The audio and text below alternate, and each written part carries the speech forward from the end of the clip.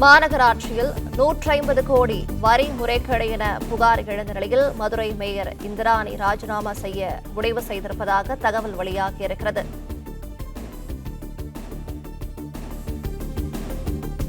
$150 கோடி வரி முறைகேடு வழக்கில் மேயர் இந்திராணியின் கணவர் பொன் வசந்த் நேற்று சென்னையில் கைது செய்த நிலையில் மதுரை மேயர் இந்திராணி ராஜினாமா செய்ய முடிவு செய்திருப்பதாக தகவல் வெளியாகியிருக்கிறது.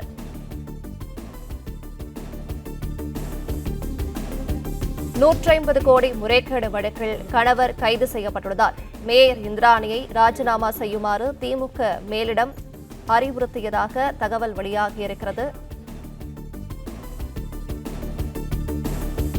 திமுக மேலிட அறிவுறுத்தலை அடுத்து மேயர் பதவியிலிருந்து விலக இந்திராணி முடிவு செய்துள்ளதாக தகவல் கிடைத்திருக்கிறது.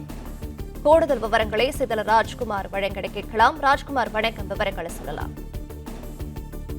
மதுரை மாநகராட்சியில வரி விதிப்பதில் மோசடி நடைபெற்ற வழக்குல மேயருடைய கணவர் கைது செய்யப்பட்டிருக்கிறார். திமுக தலைமையின் உத்தரவின் பேரில் மாநகராட்சி மேயர் இந்திராணி ராஜினாமா செய்ய உள்ளதாக தற்போது தகவலும் வெளியாகி பரபரப்பை ஏற்படுத்தி இருக்கிறது.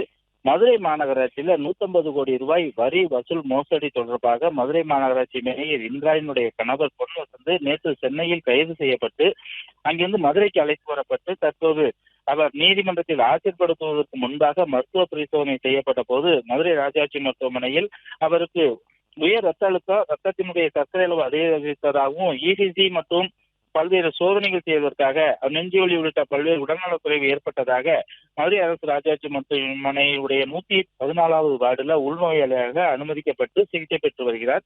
200 கோடி அதாவது 150 கோடி ரூபாய் வரி வசூல் மோசடி கணவர் கைது செய்யப்பட்டிருந்த நிலையில மதுரை மாநகராட்சியுடைய மேயர் இந்திராணி ராஜினாமா செய்ய உள்ளதாக, அதாவது தலைமை உத்தரவின் பேரில் அவர் ராஜினாமா செய்ய இருப்பதாகவும் தற்போது தகவல் வெளியாகி பரபரப்பை ஏற்படுத்தி இருக்கிறது.